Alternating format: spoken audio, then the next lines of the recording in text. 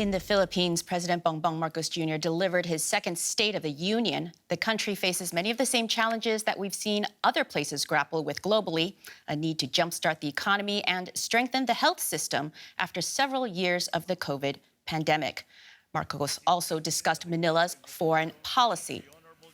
It is also imperative that our nation remains intact and inviolable, our sovereignty preserved. We will protect our sovereign rights and preserve our territorial integrity in defense of a rules-based international order. Well, joining us in the studio is journalist Ana Santos. Ana, those comments just now, he talks about a rules-based international order. What does he mean? And is his foreign policy any different from the previous president, Rodrigo Duterte, and why? Well, first, let's talk about that rules-based policy thing that he just shot out there.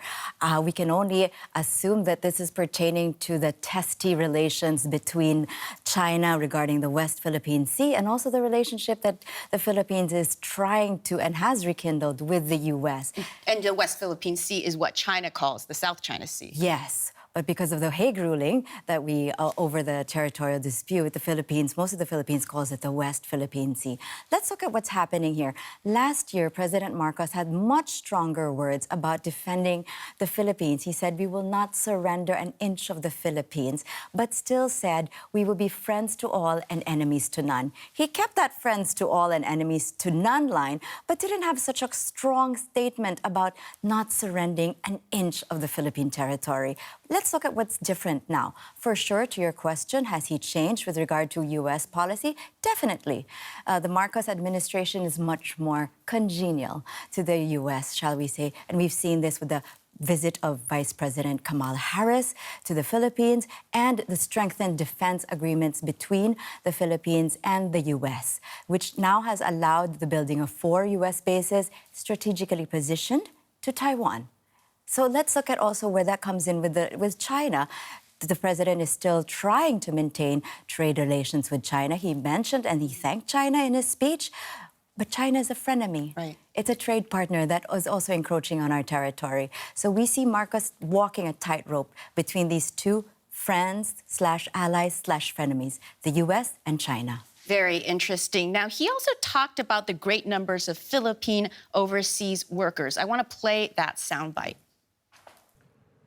It is our wish that one day foreign employment will be driven by choice, not by necessity.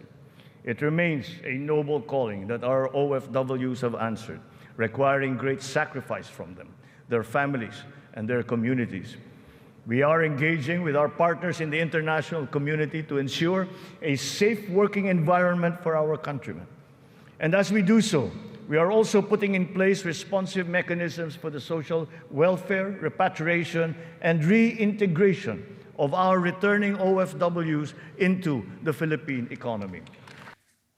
Now, I understand that the money sent home by Philippine workers add up to anywhere from 8 to 10% of annual GDP. This is huge. What is he talking about when he's talking about this safe working environment?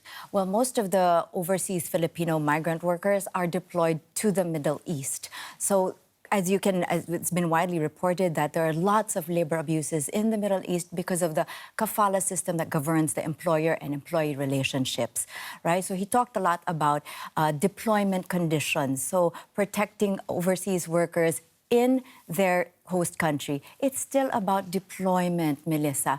But I was happy with his mention of reintegration. So as I mentioned, a lot of the Filipino workers are in the Middle East. In these countries, you will never have a path to citizenship. Right. That's just the way it works there. So at some point, these workers will have to come home. And what are they going to come home to? Let's hope it's not the poverty that they tried to escape from. Yeah, and so let's stick to that. He also made some comments about the domestic economy. Inflation rate is moving in the right direction. From 8.7% in January, our inflation has continued to ease up in all regions, settling now at 5.4% for June. What this means is that in spite of all the difficulties, we are transforming the economy. We are stabilizing the prices of all critical commodities. So are people buying that, or has his approval rating dropped? I understand there's been opposition protests pegged to the State of the Union. There has been, and well, President Marcos remains still popular.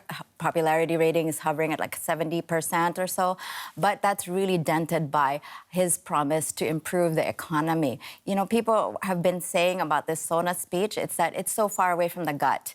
He said inflation has lowered, but they don't feel it. They still can't afford the basic things like bread, rice, and the cost of petrol. So no, they're not buying this. And his mention of an improving economy left us wondering how. How do you want to improve the economy? Where was the promise of more job creation? Where was the promise of improving working conditions for Filipinos? That was where that was what more people wanted to hear, and that was just really quite absent in this State of the Nation address.